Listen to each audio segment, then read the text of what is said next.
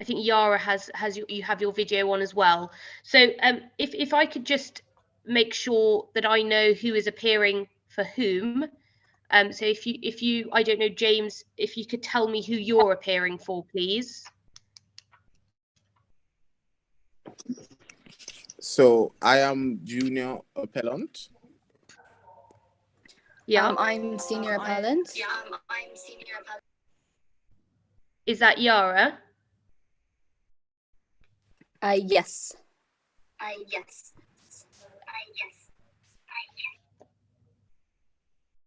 I'm just making a note, if you just bear with me.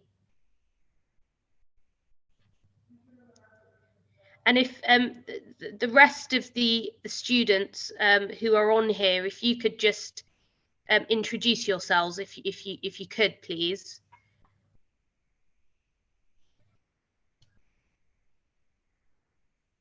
So those acting for the respondent, please.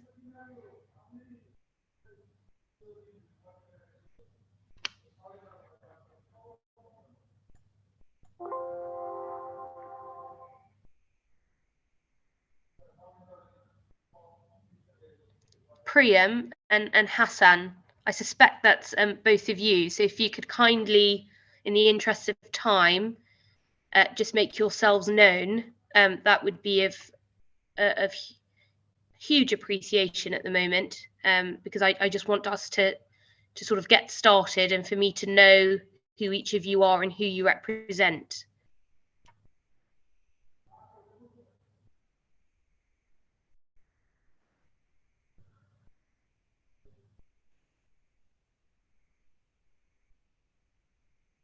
Priyam and Hassan, can you hear me? If you could send a message in the chat, or if you're able to unmute yourselves so that I can hear you.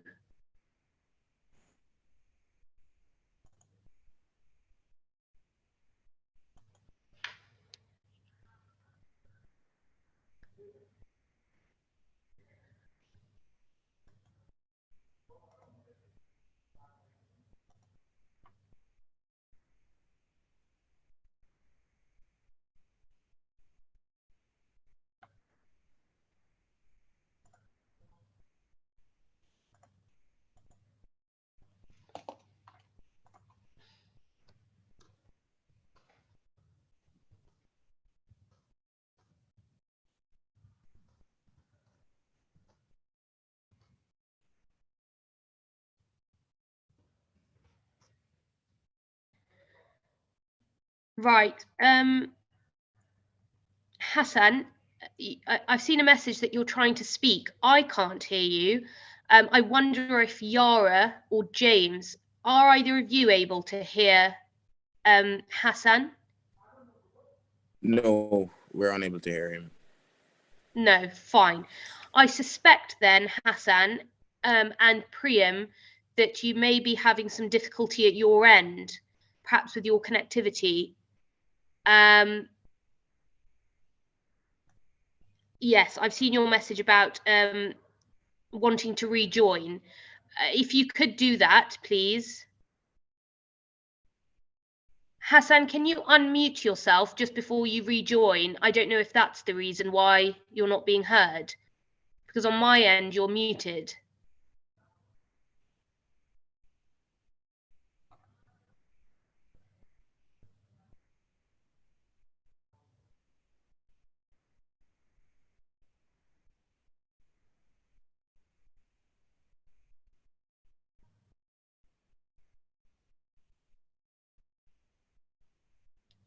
Right, Hassan, you are unmuted, but I still can't hear you.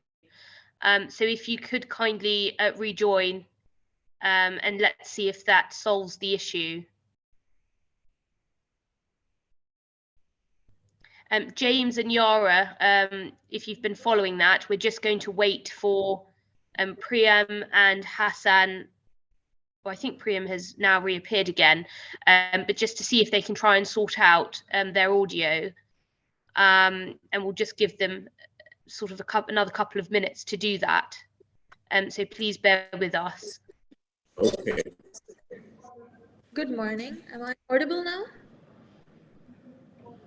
Oh, Priyam, yes, I can hear and see you. Excellent. Yes. Did you rejoin? Hello? I rejoined.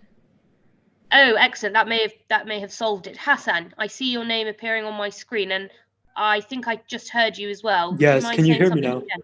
Yeah, I can hear you now. Can you hear me? Perfect. Yes. And does your video work? Yep. Right. Would you like to just test that out before we begin? Sure.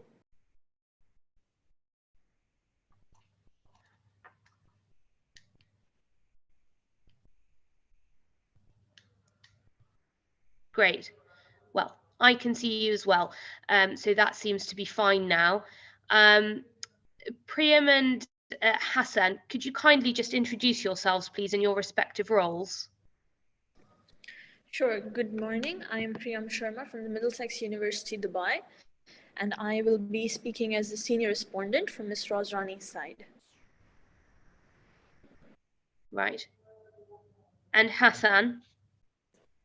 And I will be the junior respondent. Right. Okay, so we will make a start. I'm conscious we're a little over our starting time. So if I could please ask the appellants team. So I think we'd begin with Yara, if that's correct. Or I don't know how the appellants team would like to begin with their submissions. If either Hi. of... Sorry, can you hear me? I can hear you, yes. There is an echo, but I can hear you.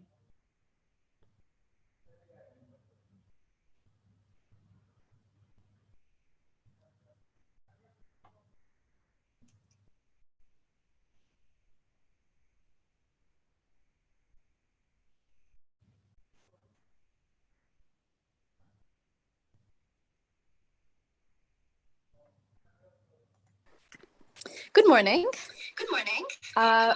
James, you might want to mute. Sorry. Good morning. My name is Yara Jadallah, and I'm here before you with my learned junior James Braham, appearing for the appellant, Mr. Laith Payne. So we hope that your lordship today finds that the disputed trade was legitimate and should not have been void. We appeal the decision in the court of first instance that was taken on 2 grounds. The first being that the court of first instance erred in concluding that because Clevity operated a distributed ledger with a node in the DIFC had jurisdiction over the claim by Ms. Rani against Mr. Payne under Article 5A1B of the Judicial Authority Law. Our second ground is that the court of first instance erred in concluding that Article 36(1)A of the DIFC contract law was sufficiently satisfied by Ms. Rani, showing that a reasonable trader with knowledge of the circumstances surrounding the transaction would have concluded that the disputed trade was the result of an error. I will be challenging the court's jurisdiction while my learned junior tackles the issue surrounding relevant mistake. We aim to divide our time that you so generously offer us evenly. To challenge the court of first instance's jurisdiction, I will be reviewing the facts of the case and questioning the applicability of the authorities by applying the facts and the relevant legal material. Can you turn the thing off? Thank you. The judge in the court of first instance erred in concluding that because Clevity operated a distributed ledger with a node in the DIFC, that the DIFC had jurisdiction over the claim. Now, the judgment relied on the decision made in the 2011 case of Al-Khurafi and Bank Sarsin, and particularly paragraphs 60 to 65. The paragraphs can be found on page 10 of. So in this case, it was held at paragraph 61 that each of the component contracts was a part of the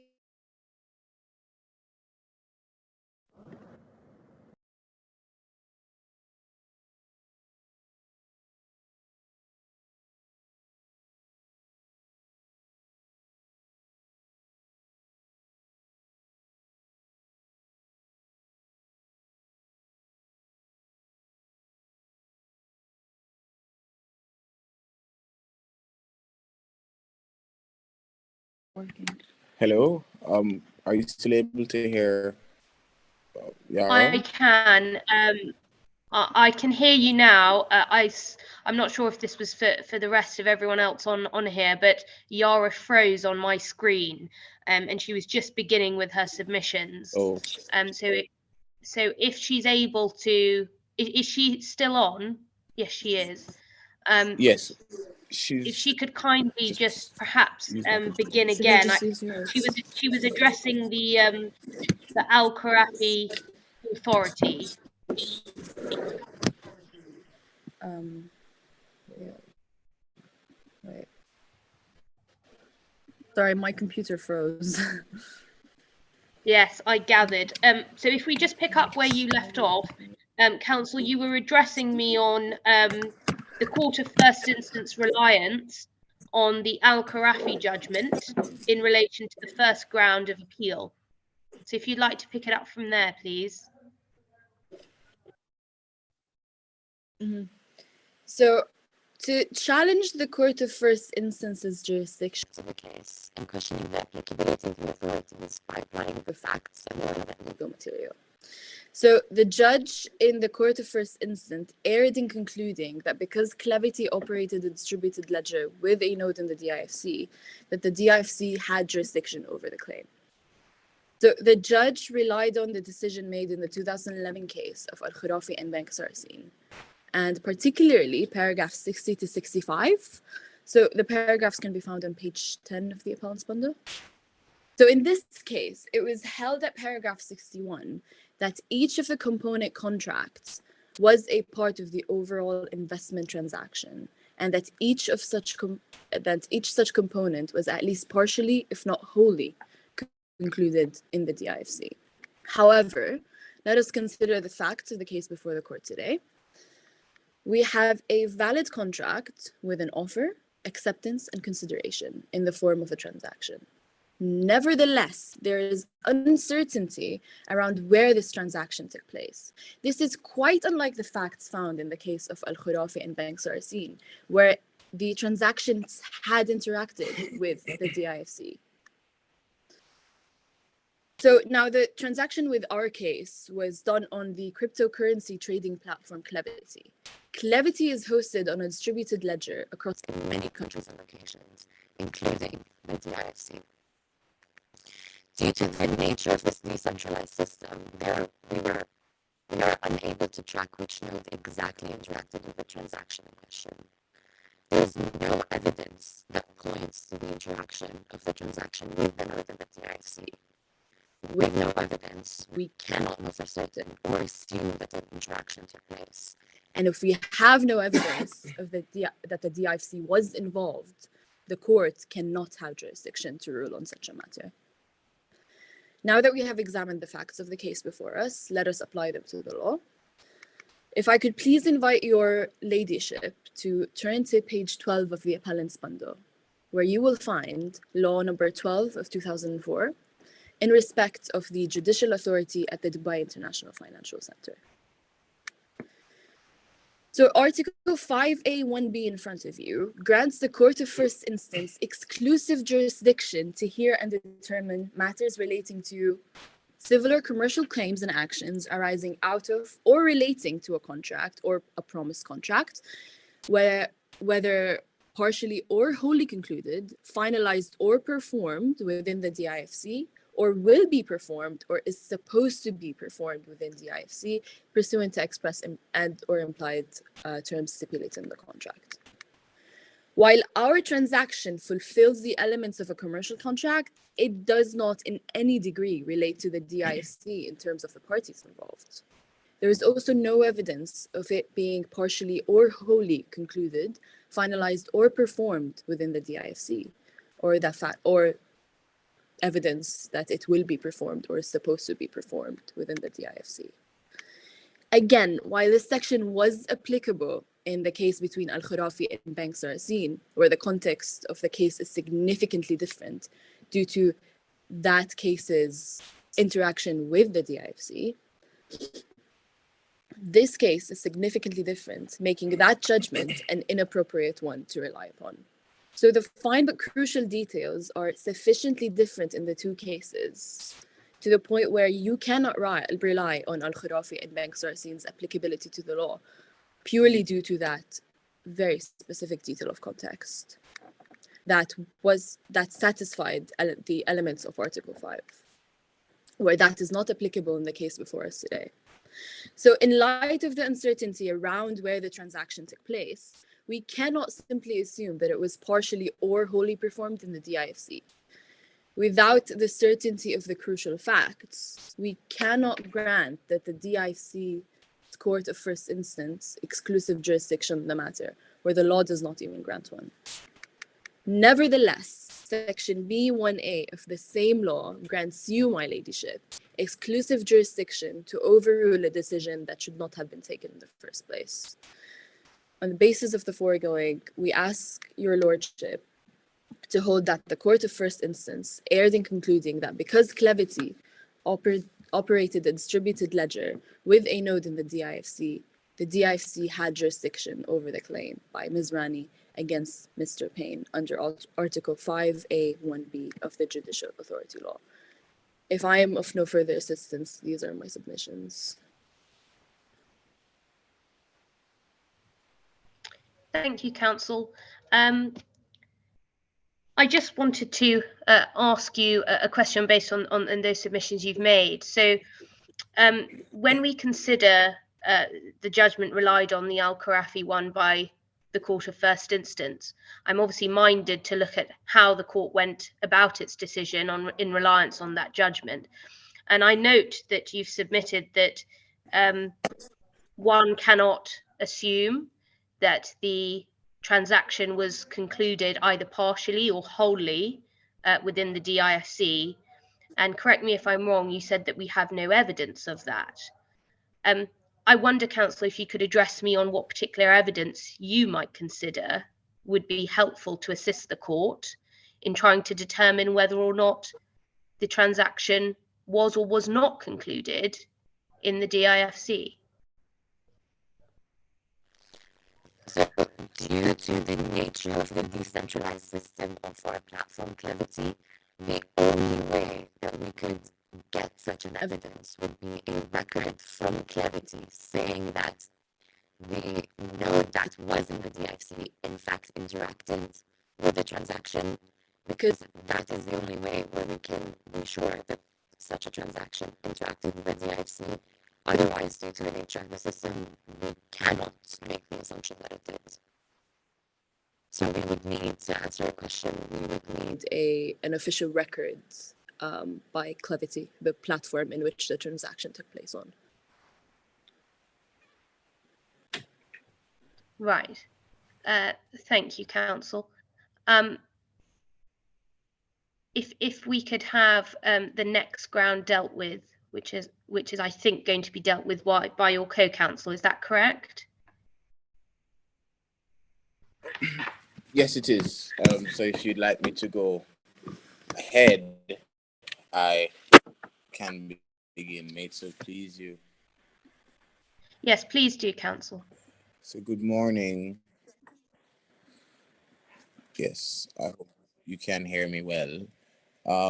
My name is James Braham, and I have the pleasure of continuing submissions for the appellant. My submissions to your ladyship today, as you're aware, surround the ground or the matter of relevant mistake.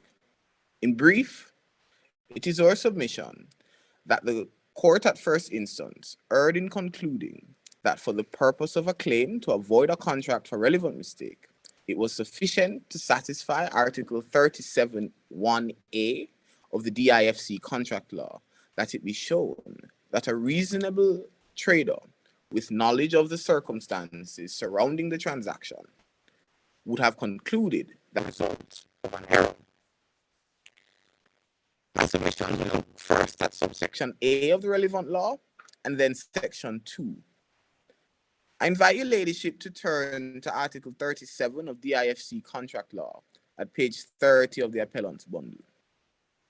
The respondent relies on Article 37(1)(a), which reads the other party made the same mistake, or was also mistaken, or caused the mistake, and most relevant, or knew or ought to have known of the mistake, and it was contrary to reasonable commercial standards of fair dealing to leave the mistaken party in error. And before your ladyship today is a question of what is the test to be applied to determine what is known or ought to be known. And it is our submission to your ladyship today that the correct test to be applied in the circumstances of deterministic algorithmic trading, as obtains in this case, is when programming the algorithm, was the programmer doing so with actual or constructive knowledge of the fact that the relevant offer would only ever be accepted by a party operating under a mistake, and was the programmer acting to take advantage of such a mistake? And this test is taken from B2C2 Limited, a Singaporean case of the Singaporean Court of Appeal, paragraph 103, and that's on page 65 of the appellant bundle. And it is important, or it is noteworthy, in our humble opinion, that this case from Singapore contains a factual background that is identical to the case that is before your ladyship today, in that it deals with deterministic trading of cryptocurrencies on a decentralized system, and the question of mistake as to whether, and in light of a glitch on the court of first instance, in our view, incorrectly applied the test of a reasonable trader with knowledge of the circumstances surrounding the transaction would have concluded that the disputed trade was an error. So that is, would a reasonable trader do so? We submit that this is wrong. The test applied envisages a human trader completing the transaction, and there was none, and there could be none, as the parties are engaged in deterministic trading. It ignores the fact, to take from B2C2 again, that the parties had committed to transact with each other in a certain way, which entailed that they would not even know whether a contract would be formed, and if it were, on what terms that would be, and they chose in these circumstances not to bargain for a right to review, confirm, or invalidate any ensuing contract that might emerge out of the arrangements that they had committed to. And that is from paragraph 104 on page 66 of the appellant's bundle. And so what that position means, my lady, is that the transactions not having involved human beings deliberately, the parties decide that they wanted computer programs to carry out the trades on their behalf, it would be inappropriate to invoke the question of a human being at the time of the transaction to determine whether or not there was a mistake. Instead, it is more appropriate to ask the question at the time that the terms of the engagement was formed, which was when the computer program was created, which is why we ask the question of the programmer instead of the trader, because there is no trader. It is a program. Further, my lady, neither the facts nor the law accommodate the court artificially interposing another last look at the proposed terms immediately prior to the algorithms concluding the contract, and for that matter, after the fact. Having committed to transact algorithmically, deterministically, algorithmically, and in the absence of any and there is no basis for equity to intervene, as there hasn't been any inequity. And that's taken in a mixture from paragraph 104 of B2C2 as well as my own interpretation.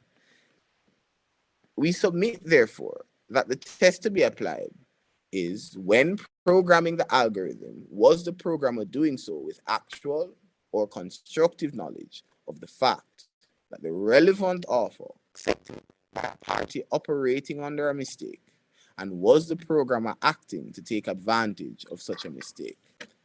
The test of the court below is inappropriate to determine what ought to be known, because the terms of this agreement were determined when the program was created and handed over to the computer to run, and not at the time when the particular trade was concluded. At this point, it would be appropriate for us to apply the test that we've suggested to the facts and proffer and submit to your ladyship what we believe the correct result would have been. But it is our submission that the facts necessary to do that aren't before your ladyship today. And on that basis, we'd ask that the matter be remitted to the Court of First Instance to determine the knowledge of the programmer at the time of creating the program and apply that knowledge to the correct tests. May it so please you, my lady, that's the end of my first round of submission. I have a second brief round. So on the matter of... Council, yes. No, Council, I Sorry, just my lady. wanted to... No, that's fine. I was just going to say, please do address me on your second brief ground before I might have some questions. I'm grateful, my lady. So if your ladyship is so minded to disagree with my prior submissions, I invite your ladyship to turn to the circumstances under which a contract cannot be avoided for relevant mistake for consideration in the alternative. So that's the circumstances that a contract cannot be avoided for relevant mistake. And that's at Article 37, Section 2 of the DIFC contract law. And that's at page 30 of the appellant bundle. And it reads, a party may not avoid the contract if A, it was grossly negligent in committing the mistake, and importantly for my submissions today, or B, the mistake relates to a matter in regard to which the risk of mistake was assumed, or having regard to the circumstances should be borne by the mistaken party. That the respondent's claim relates to a mistake in regard to which the risk of mistake was assumed, and having regard to the circumstances should be borne by the mistaken party, the respondent. And this is as the mistaken party chose to engage in deterministic algorithmic trading. This is when users, through programs uploaded to the platform, containing pre-programmed instructions about when to buy or sell, to conduct their trading activity. And these algorithms, once activated, trade on their own in accordance with their programming. That is the instructions given to them at the initial point of their creation. They are deterministic in that, as I said, they always follow the instructions given to them upon creation, and they do not respond to any changes in the environment. They just carry out their instructions to the T. These trades can be concluded as a result without any direct human involvement.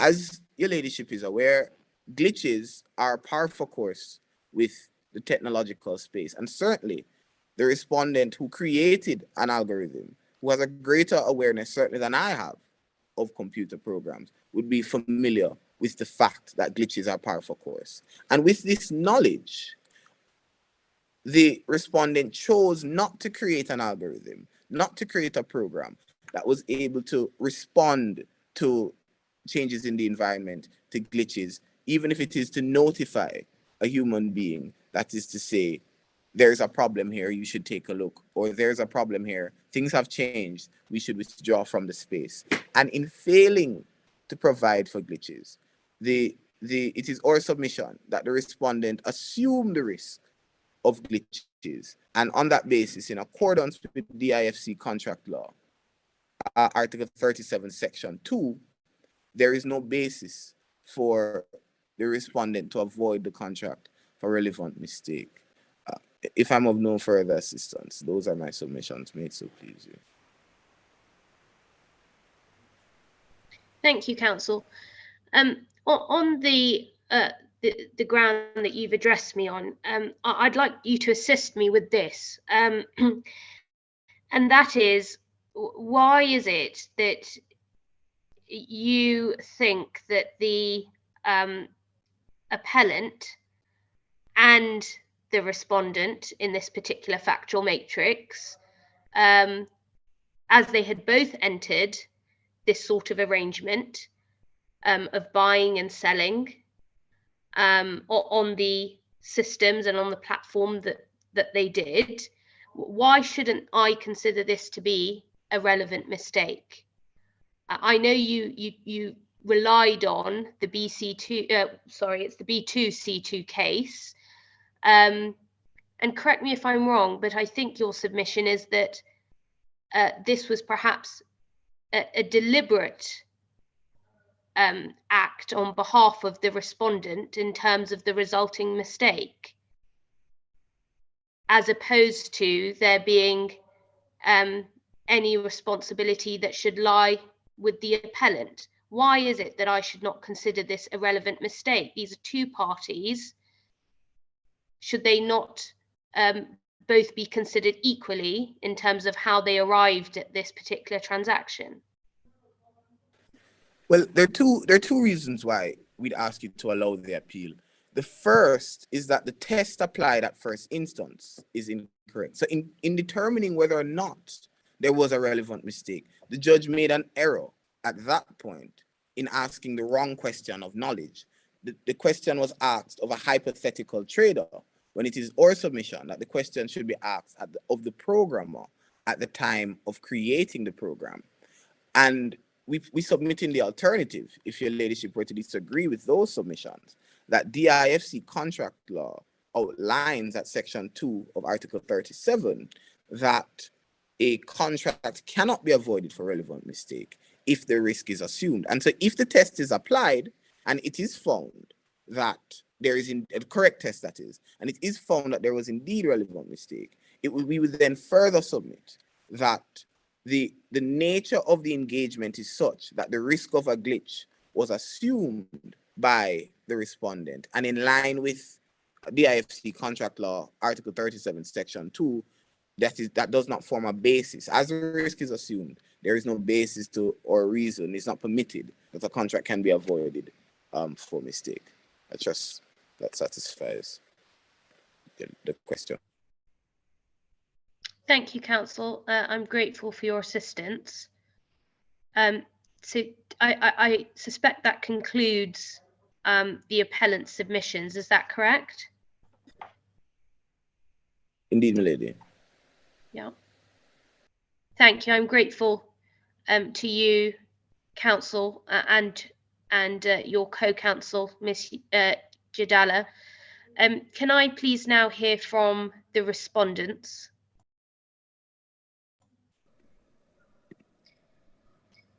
Yes. Good morning to the Honorable Bench. If it may please, the Council seeks permission to address the bench as a small lady. That's fine, Ms. Sharma. Much obliged. The Council is appearing before the Honorable Court in the matter of Ms. Rosrani, the respondent, and Ms. Little Payne, the appellant, on behalf of the respondents in response to the appeal filed against the Court of Dubai International Financial Center. My lady, the issues involved here are: Clevity underwent a routine upgrade where they wrongly excluded from the market users who had less than $200,000 as margin in their accounts rather than $50,000. For 30 minutes before the glitch was detected and rectified, only Mr. Payne and Ms. Rossi were able to trade. Here, their softwares decided to sell Yapple, and the disputed trade was conducted, under which Mr. Payne sold 100 Yapple to Ms. Rossi at a price 250 times above the normal price. The Council seeks permission to proceed with the pleadings.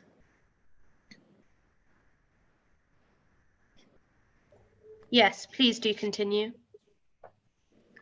Your Lordship, according to the first ground, as stated in the Article 5A, under Section 1B of the Judicial Authority Law, it clearly shows that the DIFC Court had jurisdiction over the claim by Ms. Rossi and against Mr. Payne. Even though the alleged accused is out of the country, both of the parties selected DIFC jurisdiction in their original contract. DIFC courts can take steps to litigate in Mr. Payne's home country, which is Oman, and charge him for money laundering. When I say money laundering, I mean every act involving money transfer, transport, and deposit or concealment of the nature of the returned funds from one of the crimes set forth. This comes under as per federal law number 4 of 2002 on the incrimination of money laundering under Article 2F, which states whoever undertakes intentionally or assists in any crimes of fraud and breach of trust and related acts. My co-counsel would like to continue with the ahead.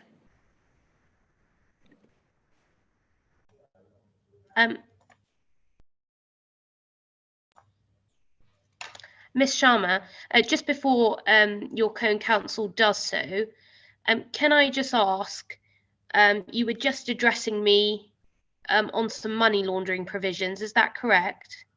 Yes.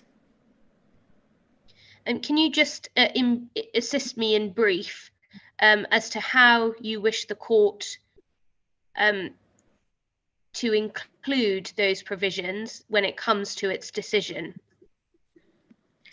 Okay, sure. As I said, money laundering is an act involving money transfer, transport, and deposit. When this trade was conducted, both Mr. Payne and Ms. Rossi were unaware of it. But as soon as Mr. Payne was aware of it, he tried to conceal the nature and the facts of the case. And that's why I would like to include money laundering as my ground. Ms. Sharma, assist me with this, please. In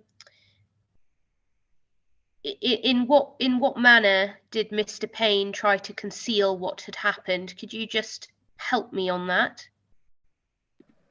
Sure. When Mr. Payne came to know, he tried to say that this happened because of a glitch of Clavity, but it actually happened because of the glitch of his software, where his software sold Yapple to Ms. Rosrani at a price 250 times higher, which could have clearly been refunded, but he disagreed with that.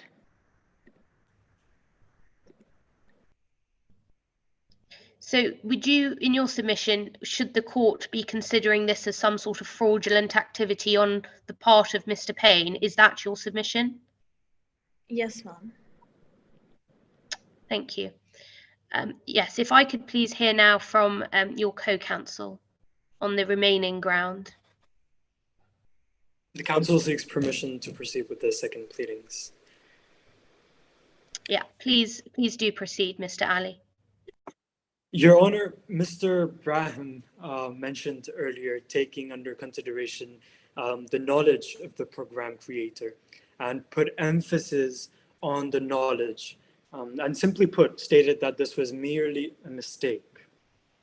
Under Article 37, Section 1A of the DIFC contract law, it supports the argument that the accused is a reasonable trader with knowledge of the circumstances surrounding the transaction and could have predicted and avoided the error which caused a dispute trade. Mr. Payne created his program to take advantage of such situations. This was not a relevant mistake. Payne took advantage and thus intentionally stole my client's intellectual property. In fact, DIFC court may put the IP ownership of Payne in question. As per the Intellectual Property Law, DIFC Law number 4 of 2019. As per Article 67 of this law, my client, Ms. Razi, who is a victim of a violation of this law, is now exercising her right to resort to court to seek injunctions and damages, and in assessing the damages for infringement.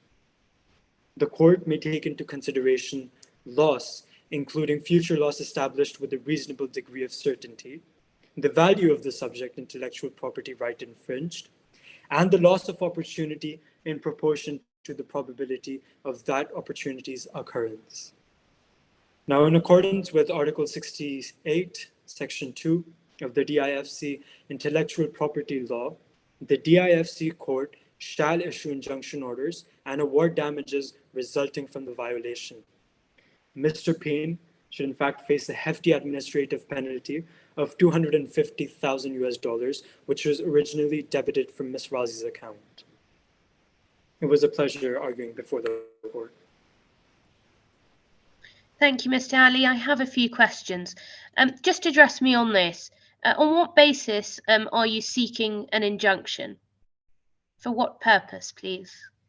Just help the court on that. So we are using intellectual property law, DIFC law number 4 of 2019 as our reference. And under our section 67, our client is clearly a victim as she got violated. Mr. Payne, in fact, did steal the apple, and this caused a debited amount of 250,000 US dollars from Ms. Razi's account. So on this basis, we are coming forth with this violation and seeking infringement. Mr. Ali, you mentioned earlier in your submissions that your client, correct me if I'm wrong, is entitled to claim future loss and damages arising from this scenario. Yes. Is your client seeking to claim future loss? She is. Under the aforementioned law in Article 67, she is seeking for damages and infringement. So just assist the court with what in particular, in terms of future loss, has your client suffered? If you could just expand on that claim. Probability occurrence, it's a fact that the apple was sold at a highly inflated price. To be exact, 25 times higher than the original price. So we would be compensating for that and seeking for damages for that. So, Mr. Ali, if the court was minded to reinstate the decision, as it were, and reinforce what the court of first instance came to decide, and therefore your client is successful, as you've said, she would be seeking and would be successful in being able to recover damages for the loss arising out of this transaction. But beyond that, just help me on what the additional future loss would be that she would be claiming for outside of the damages. Outside of the damages, she wouldn't. So she's basically claiming for 250,000 US dollars, which was potentially hers and which was debited from her account. Apart from this amount, she's not claiming any other amount or for damages. She's looking for compensation for this certain amount, which was debited from her account due to Mr. Payne's mistake. Right. Okay. Well, that's helpful to have clarified. Just address me on one more matter. You've stated in your submissions that Mr. Payne took advantage, and his mistake was, in fact, if I can frame your submissions in this way, was deliberate. Yes. If you can just help me out a little further on that, and why it is that you make a submission of that kind. Why is it that Mr. Payne undertook a deliberate and willful act of the kind that you're submitting? And why isn't it that your client, Miss Razi, should not be considered to have done the same? Right. So for that, as aforementioned, we used under Article 37, Section 1A of the DIFC contract law, and I argued that Mr. Payne was in fact a reasonable trader with reasonable amount of knowledge regarding buying and selling. Anyone who buys and sells knows of such programs of such nature. And in fact, if you look at the alpha and beta program and you look at their nature, you clearly can tell who the victim is, which is my client. Mr. Payne did take advantage by designing his program in such a way that if in future a glitch occurs, he would be put to advantage.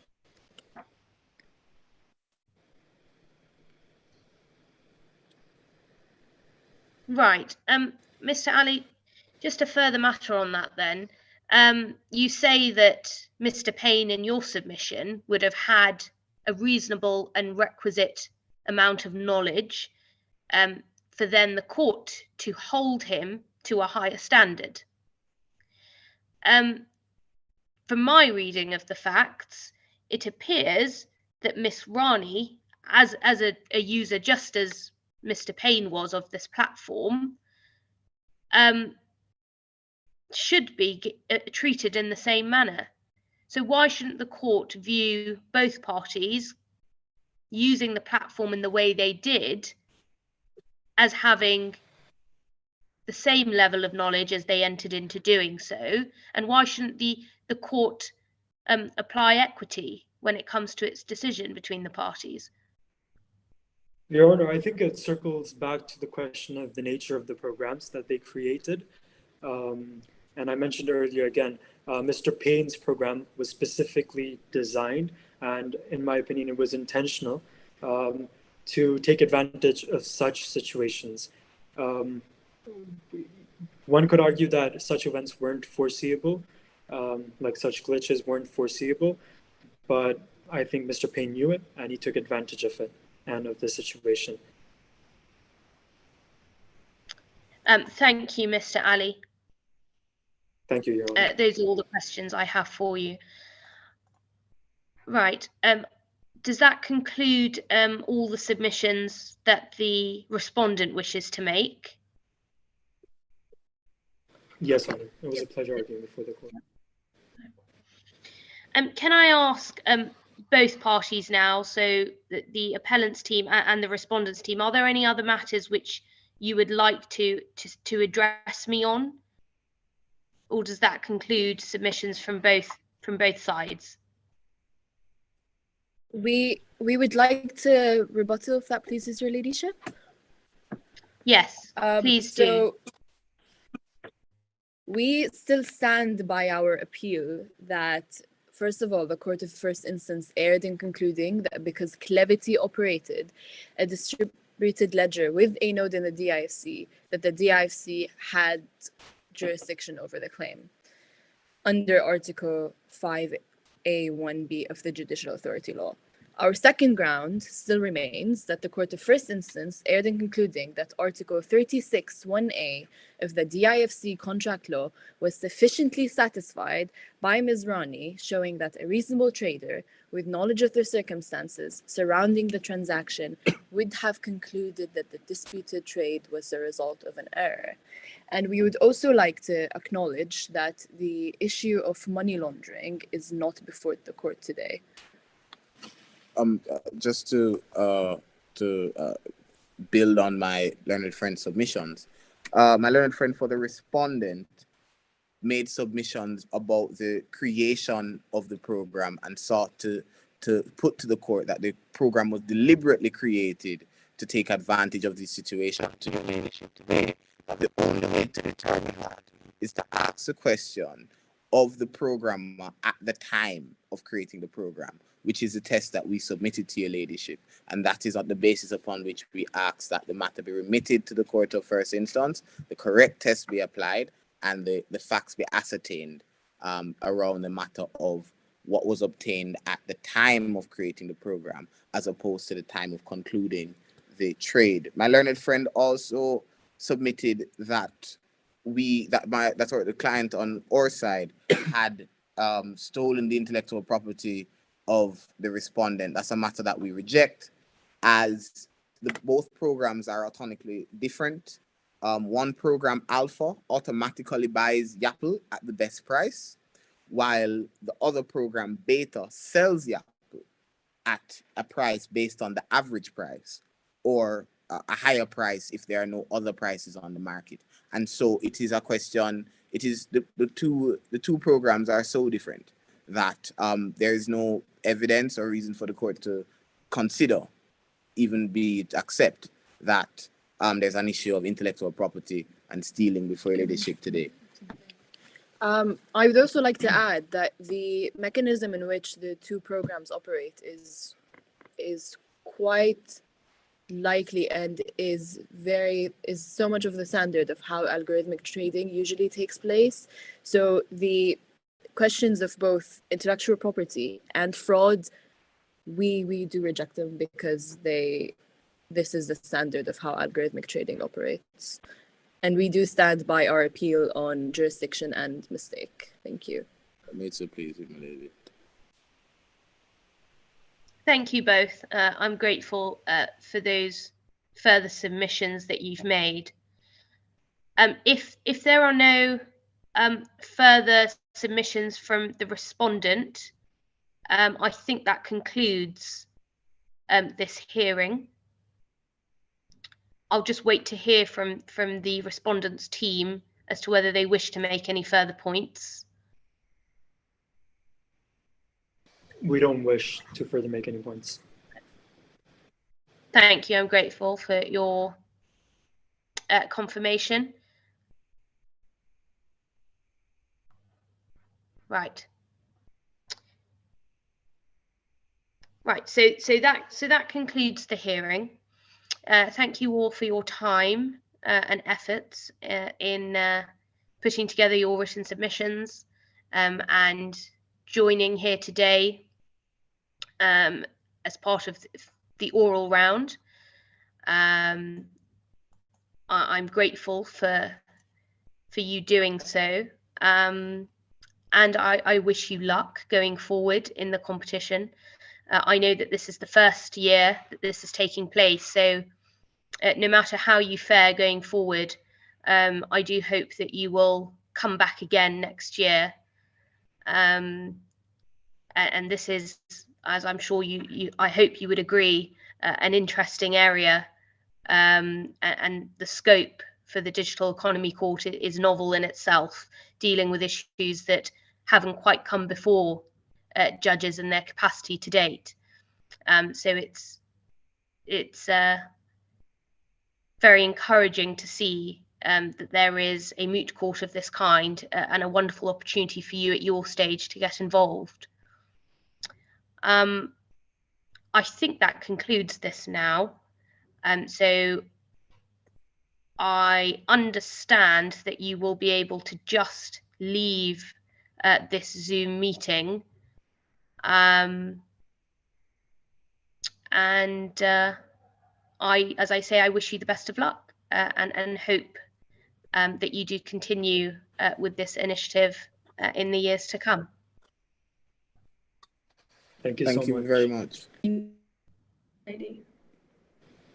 Thank you. Finished.